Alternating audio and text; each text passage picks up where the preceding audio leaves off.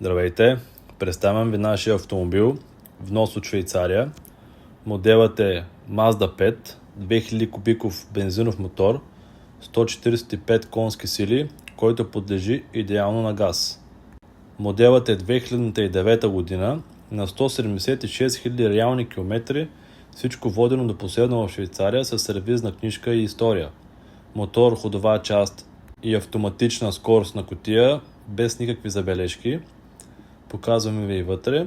Автомобилът е с кожен салон, без никакви забележки, изкъсано и протрито. Автомобилът е с навигация, климатроник, мултиволан, автопилот, автоматични фарове, подгрев на седалките. Сега ви показваме и сервизната история. Фактури, всичко водено до последно в Швейцария. На 171 000 км последно е влизал в сервиз. В момента е на 176 000 км. Показваме ви отзад. Кожения салон и отзад е неразличим от нов. Всичко е налично.